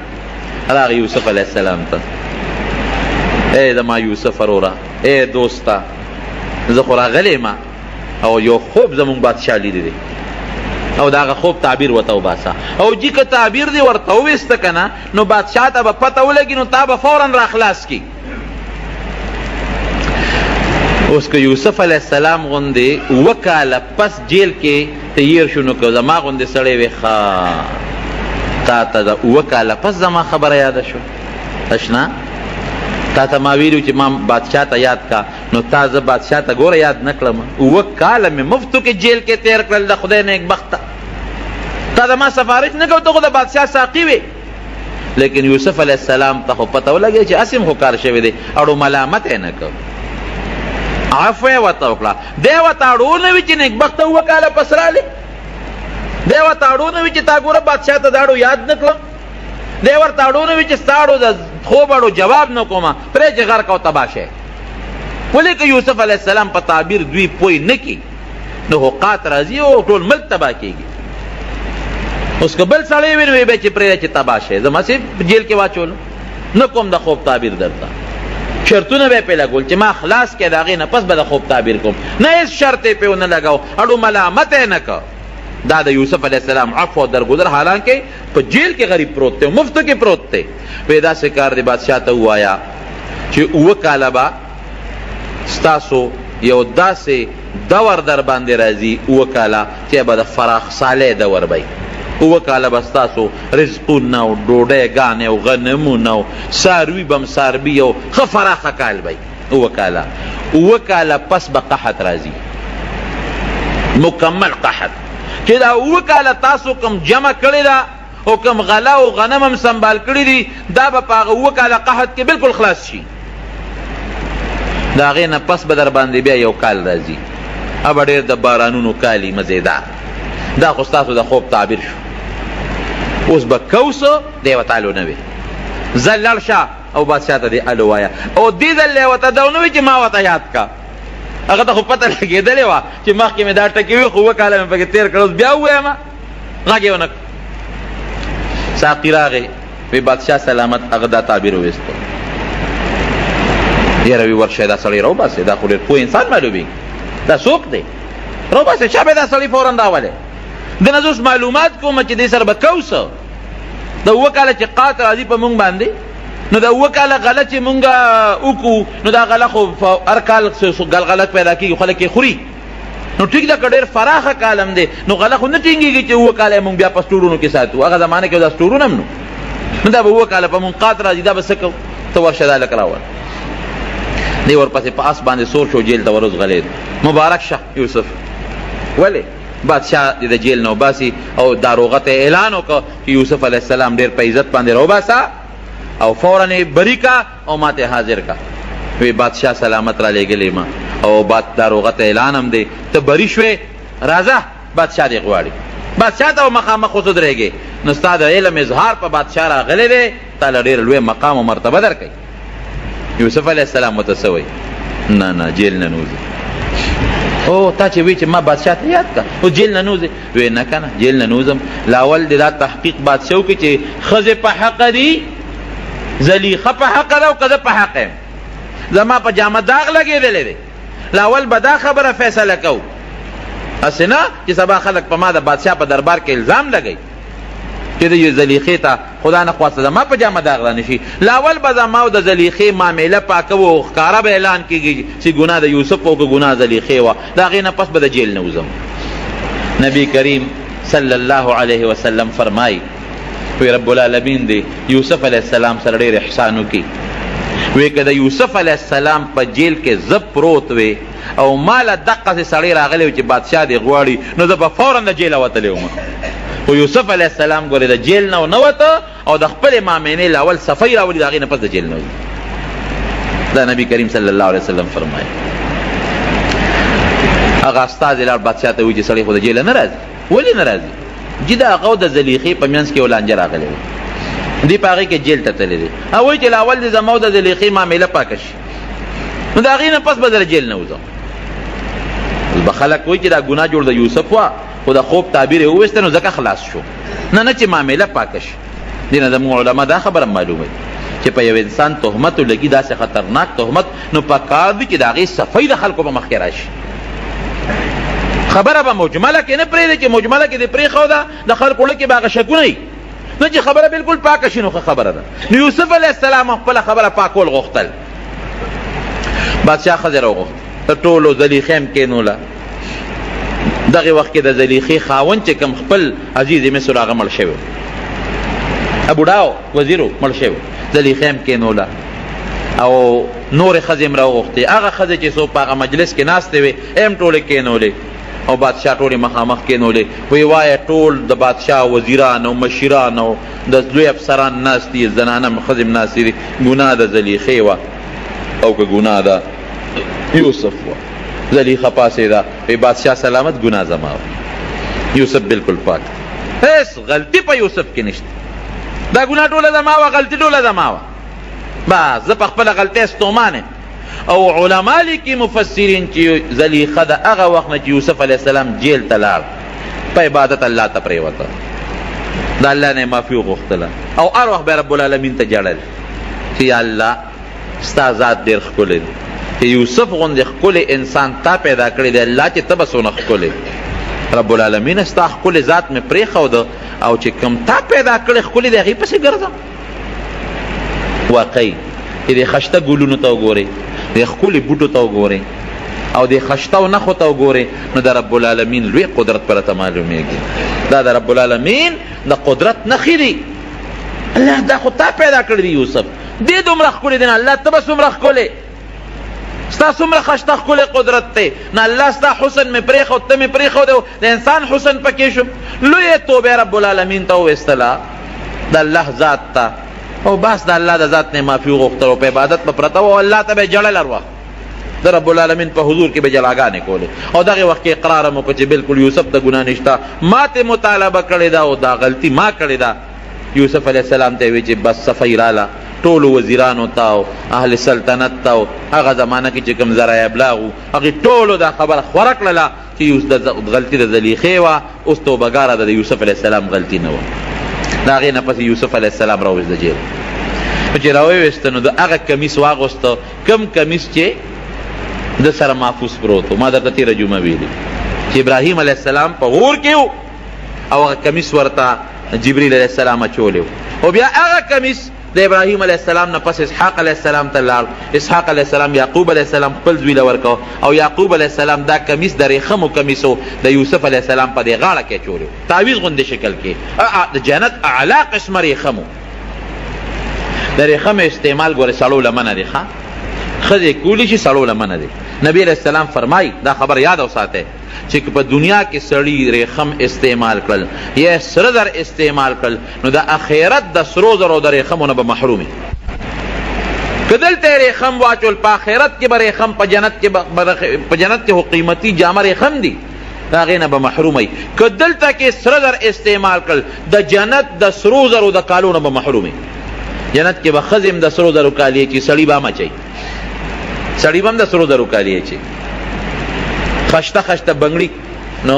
اصل کې اوس خو خلک وایي یاره بنګړي خو سړي چې اچوي نو ځان ورته ښه پکې نه ښکاري. نه نه نه ابه داسې نه، دا ګړی چې مونږ اچو دا هم یو بنګړی دی که نه، دا ګړی هم یو بنګړی دی چې انسان یې اچي، نو ته مونږ ته خو په ګړی ځان بدي نه ښکاري.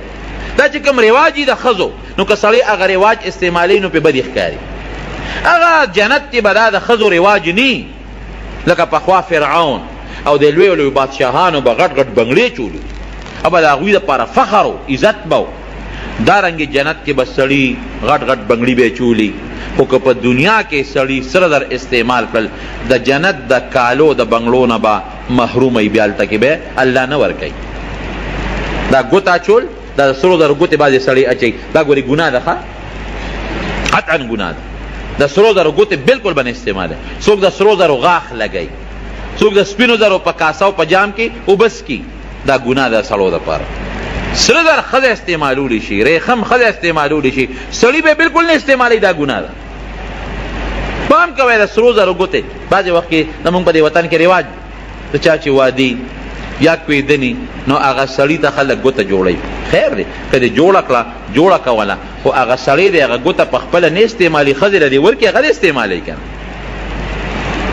ښځې له دې ورکړي ښځه به هغه ګوته استعمالوي، خو سړي به ګوتې قطعا د سرو زرو نه استعمالي. که سړی ګوته استعمالوي نو د یو ګوتې د سپینو زرو د ګوتې اجازت شته، د زیړو د ګوتې اجازت هم سړو ته نشته، د اوسپنې د ګوتې اجازت هم نشته، د سرو هم نشته. د زیړو ګوته د سپینو زرو ګوته اچولی شي، خو هم د دریو درېنیمو ماسو نه زیات نه، درې درېنیمو ماسو نه زیات نه، درې درېنیمو ماسو پورې استعمالولی شي. او که پکې د عقیق غمې ولګې، زمونږ د امام د بخاري شریف یو محشي لیکلی دي که په هغې کې د عقیق سور غمې دې ولګو او داسې طریقه دې ولګو چې هغه سرمن سره لګي، وي دا د زړه د بیمارۍ دپاره یو علاج دی. بهر کې د یو شارح قول دی، دا د نبی علیہ السلام حدیث بیا هم نه دی. نو بهر کیف هغه د ریخمو کمیس د یوسف علیہ السلام واچل، نو ګوره چې خشته یوسف هم خشته دی علیہ السلام، او کمیس هم د ریخمو دی، بیا د جنت کمیس دی هغه واچو. او مفسرین لیکي چې بادشاه ولې یو جوړه م ورولېږله چې دی خو جیلي د جیل جامې به وي، دا جوړه ورته واچوې، تاج یې ورولېږه دا ورته په سر کې، او خشته مزېدار ښکلې خوبصورته لباس او زیب و زینت برابر چې په اس باندې راغی د بادشاه دربار ته او ورننوت او بادشاه ورته وکتل، نو د هغه ورسره غیر اختیاري محبت او مینه پیدا شو. او دا لکه دا خو فرشته سیرت انسان دی، جیل کې دی غریب دونه موده تېره کړه او بېګناه جیل کې تېره کړه، د سره خو ډېر لوی ظلم شوی دی. او دومره قابله لږ چې د خوب تعبیر څومره مزېدار وباسي. راځه دلته کښېنه ما سره، ځان سره په تخت شاهي باندې کښېنه. بادشاہ ته اوه جبې یادوي، اوه اوس هم دې بادشاهانو ته زمونږ په نسبت لږې زیاتې جبې یادوي، اوه جبې ورته یادوي. نو چې ده به په کومه جبه کې خبره کوله نو یوسف علیه السلام به ورسره په هغه جبه کې جواب ورکو، په بله جبه کې هغه هغې کې جواب ورکو. یا لکه دا تاله دومره جبې څنګه درځي، ته څوک یې؟ ټوله قصه یې ورته وکړه. صاحب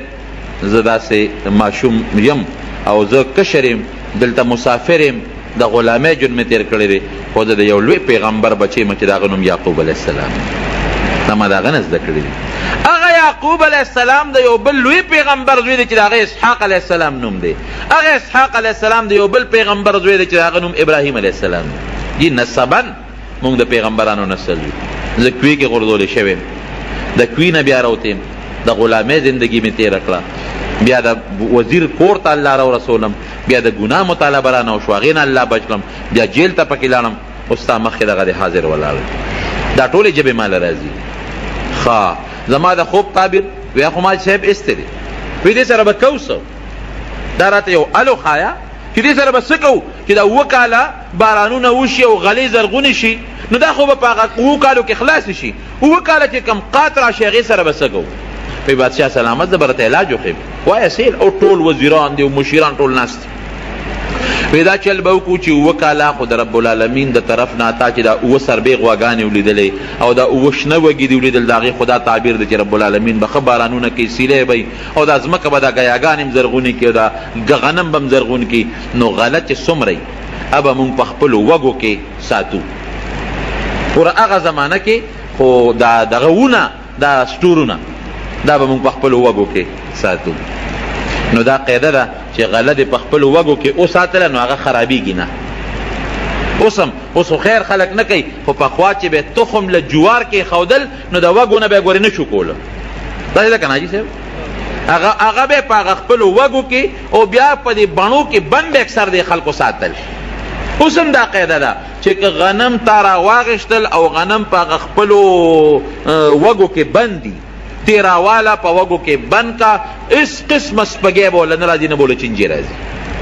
یا وږي به پخوا ما ته یاد دي وږي به یې راواغېشتل په ټوکر کې به یې بند کړل او په کوټه په سر به یې ولګول او د پاسه به یې پلې وکړ. داسې وکړه نو ته او زمیندار هغه خپلې قصې پرېښې دي او داروګانو ته مخ اچولې ده، نو ټول غنم او جوار ده، نو ټول سپږو چینجو واله. څه خو پکې زکات تاسو نه ورکوئ، زکات خو خدای دې نه په بل طرف وباسي. بیا هلکه وایي سپږو غنم او سپږی به یې نه زکات نه ورکوي، چینجو وال چینجي به یې نه وي چې زکات نه ورکوي. به هر کیف وی دا وږي به د غنمو راوالی دا به انشاءالله دونه غله وشي چې څومره ضرورت دی خلک به یې خوري او باقي د حکومت غله چې څومره ده سرکاري ځمکو چې کومه غله شوي هغه به په وږو کې سنبال کې، هغه به د هغه چې کوم بوسو نه هغه څه ورته وایي هغه ټانټې به غونډې به او د وږو هغه چې کوم ویښونه دي هغه څه ورته وایي چې کوم نه بوسو دي دا به ویښ کې ګرډی کوي او سنبال به پرتې وي. بس چې کوم د ضرورت مطابقي او استعمالو باقي پرتې چې 7 کاله کله قات راشي دغه وږي به بیا رجو او دغه غنمونه به بیا مونږه غوبلې کوو، نو بوس به څاروي خوري او غنم به انسانان خوري. 7 کالو کې به مونږ دا غله به 7 کالو ته ساتو، د هغې نه پس به بیا 1 کال رب العالمین بارانونه کوي او ښه فراخي به راځي. دا مې دغه دی بادشاه ورته وایي داسې کار دی چې تا ځان سره مشیر مقرر و، یعنې بادشاهانو مشیران دي. ځکه تا ډېره ښه مزېداره مشوره راکړه. یوسف علیه السلام ورته وایي نه مشیر مې مه مقرروه، اجعلني علی خزائن الارض، ما وزیر زراعت جوړ کا، وزیر خزانه نه. خزائن الارض د دې وزیر خزانه بعضې علما معنا کوي نه وزیر خزانه نه د ځمکې خزانې یعنې وزیر زراعت مې جوړ کا. ولې چې زه دله دا سیسټم برابر کم، دا غله دله محفوظ کم، دا غنم دله په دې اوچو په دې باراني علاقو باندې وکرم او دا 7 کالو دپاره سنبال کم چې د قات مسله ختمه شي. بادشاه وی ډېره ښه ده، وی انی حفیظ علیم، ورې زه امانتګره مې، غلا به نه کوم خیانت به نه کوم. کم وزیر کم بادشاه چې هغه غلي خیانتګري ملک به چرې ترقي نه کوي،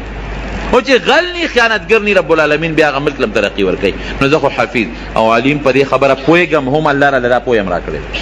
وایي د نن نه مې ته وزیر زراعت جوړ کړی. نو یوسف علیه السلام رب العالمین د کم ځای نه د کوی نه راواغېشته او کم ځای ته یې ورسو وزیر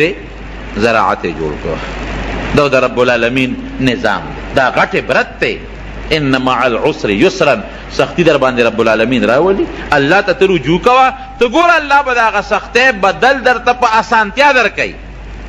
نور به رب العالمین تعالی سهولت درکوي، اسانتیا به درکوي. بل دې نه دا عبرت دی چې په سختو کې به یو الله ته رجوع کوې، ګورې یو الله ته به رجوع کوې. او بل دې علما یو بله مسله معلوموي، هسې خو مشري غوښتل ګناه ده،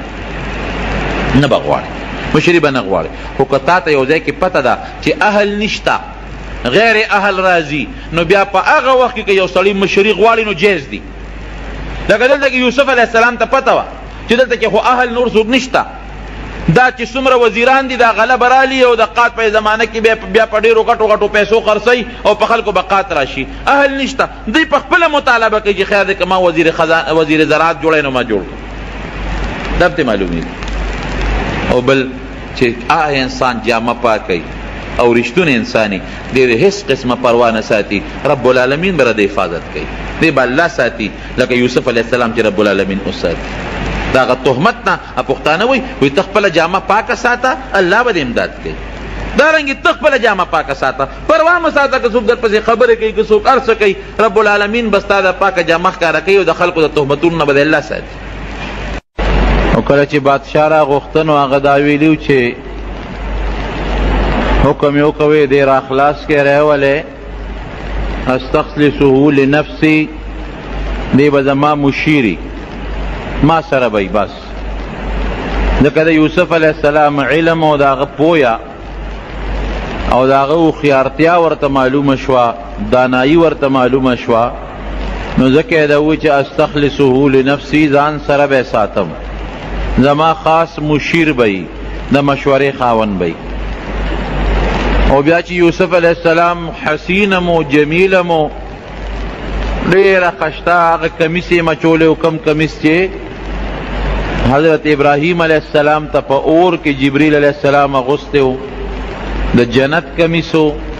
او بیا په کوی کې جبریل علیه السلام د ده په غاړه کې واچو، ځکه پلار ده ته دا غاړه کې اچولی و، هغه یې اچولی و جنتي کمیس او خوبصورته شخصیت. او بادشاهم هغه له جوړې ولېږلې په یو تخت باندې ځان سره کېنو، ټولو وزیرانو استقبال هم وکړو، الله وله عجیبه شکل هم ورکړی و مزېدار. د شکل خپل ځان له د انسان یو مخورستوب د انسان، دا شکل د تور او د سپین سره تعلق نه لري. یا بعد انسان شرنګ نه توري، لیکن هغه له الله داسې د مخ یو عزت ورکړي، خلک یې قدر کوي. نو دی خو خشته هم و. بادشاہ چې ته بیا تپوس وکړو ده ولکه مشورې ورکړې، وی تا ځان سره مشیر کوم، وینا اجعلني على خزائن الارض انی حفیظ علیم، ما د خزانې د ځمکې خزانې یعنی د زراعت وزیر، یو خو عام وزیر خزانې نه، د ځمکې خزانه خو زراعت فصلونه دي. او د خوب تعبیر هم دغه طرف ته چې قات به راځي، نو زه ډېره حفاظت گزاره میم، حفاظت کوونکې میم، امانتګره میم، پوهېږم الله راله علم پوی هم را کړې ده، وی ډېره ښه ده. وزیر زراعت مقرر. دغه درمیان کې چې دی روت هغه عزیز مصر هم مړو، کم عزیز مصر چې دی ورسره مخکې د غلامۍ زندگی تیروله، او د هغه چې کومه ښځه و زلیخه چې د یوسف علیه السلام سره محبت و، هغه هم تقریبا د بوډاوالي عمر ته رسېدلې وه، بوډۍ وه. بیا بادشاہ ورته درخواست کی، دور منصور لیکلی دی، بادشاہ ورته درخواست وکړه چې یوسفه داسې وکړه چې دا زلیخه په نکاح والا خاوند یې مړ دی، تا سره ډېر زیات محبت او ډېره زیاته مینه وه در سره، او د هغې د هغه محبت او د مینې د وجې نه ته جیل ته هم لاړې، هغې اقرار هم وکړه چې غلطي زما وه، څه ګناه الله د هغې نه هم نه ده صادره کړې، هم الله د ګناه نه بچ کړه، کومه غټه ګناه چې ده، ته خو الله سې مساتلې. دا زما یو درخواست ومنه، د هغې زړه به لږ په قلار شي، او خاوند یې مړ دی په نکاح والا. یوسف علیه السلام دا هغه بادشاه هغه درخواست قبول کو او زلیخې سره بیا نکاح وکړله. نکاح نه پس عجیبه زندگی و. بیا یو ځل یوسف علیه السلام هغه د ښځې او د خاوند منځ کې چې کوم تعلقات دي هغې ته به زلیخې هېڅ توجه نه ورکوله، هېڅ قسمه. یو غاړه کې به ناسته وه او نفل به یې کول، الله به یې یاده و، جړه به یې کوله. یوسف علیه السلام ته یو ځل تپوس وکړه، زلیخې زه خو هغه مینه محبت چې ستا کم ما سره مخکې و او ته کم محبت تی ما سره لرو، هغه خو پرېږده وه چې کم د ښځې د خاوند خپل تعلقي ام را سره نه ساتې، دا ولې هغه محبت تی څه شو، هغه مینه دې څه شوه. زه هغه وخت غلام یم، اوس زه وزیر یم او د بادشاه د دربار خاص انسان یم، نو ستا هغه محبت مینه خو ډېره زیاته وه، خو هغه پرېږده وه، هغه د ښځې خاوند چې اوس بل سره کومه مینه یو کم محبت دي، هغه ما سره اوس نه ساتې، دا ولې وی هغه وخت چې زما تا سره کوم محبت او مینه و زما زړه کې خالص ته پروت وي او ته زما په زړه کې موجود وي، خو چې ته جیل ته لاړې او بیا د جیل نه راووتې او ته جیل ته ورسېدې، نو ما الله ته رجوع کړې ده، د رب العالمین ذات ته مې رجوع کړې ده. اوس زما ټول زړه د الله سره دی، زما زړه کې اوس هغه شی ختم شوی دی، د هغې په ځای ما الله ته ډېر درخواستونه کړي دي، ډېرې توبې مې وغوښتې دي، ډېرې معافۍ مې وغوښتې دي، او ستا په ځای زما زړه کې الله ناست دی، د الله محبت ناست دی، هغه څیزونه زما د زړه نه وتي دي. ختمه ده هغه خبره. بیا الله تعالی دوه زامن د یوسف علیه السلام او د زلیخې نه پیدا کړل. یوه لور ته الله پیدا کړه، هغه لور بیا د ایوب علیه السلام په نکاح کې ایوب علیه السلام ته واده شوه. بهر کیف چې دی کله واپس راغی او دی وزیر شو، 2 کاله چې کم خوب لیدلی شوی و د هغه خوب مطابق د فراخۍ کالونه شروع شو، ځمکې داسې غلې راوچتې کړې، غنمان زرغون شو، او هغه زمانه کې چې کومه د ځمکې سبزي وه یا د ځمکې غله وه په ډېر وافر مقدار کې هغه خوب لیدلی شوی و ده چې 2 کاله به بارانونه مي، 2 کاله به غلې زرغونې شي، او د هغې نه پس به 2 کاله قحطي. نو د 2 کاله چې کم غله زرغونه شوه، حضرت یوسف علیه السلام ته خو الله علم ورکړی و، د هغې دپاره غټ غټ ګودامونه جوړ کړل فوراً، چې ورپسې ورته پته وه الله ښودلې وه د خوب نه چې 2 کاله قات به راځي. نو که دا غله مونږ اوس ختمه کړو 2 کاله او بیا څه کوو؟ هغه غله په غټو غټو ګودامونو کې په هغه وږو کې سنبال کړه. تېره جمعه مې تاسو ته ویلي چې وږي کې غله کېدې نه خرابېږي هم نه، هغه یې سنبال کړل او ټوله یې خوندي کړله. 2 کاله به چې خلکو خوړل او یې ساتل، او چې کم د حکومت ځمکه وه هغه ځمکه کې هم غلې وکرلې. که د خلکو نه به کومه غله وزګاره شوه د خلکو په پټو کې، هغه به هم د فوراً واغېشتله او ټول ګودامونه ډک شو. ورپسې 2 کاله قات راغی، 2 کاله چې کوم قحط راغی، نو بیا به هغه غله یوسف علیه السلام د ضرورت مطابق خرڅوله. خلکو سره خپلې غلې هم نه وې، د ساتلې وه به یې خرڅوله ضرورت مطابق په پیسو باندې او دارنګې په نورو څیزونو باندې. نو د مصر چې څومره خزانه وه هغې د پیسو نه او د زرو نه د سرو د سپینو نه بلکل ډکه کړه. اوقات داسې و په 2 کاله کې چې د مصر نه بار په میلونو په سوونو میلونو باران بلکل بند و. د کله چې باران بند شي که نه، نو ګورې دا رزق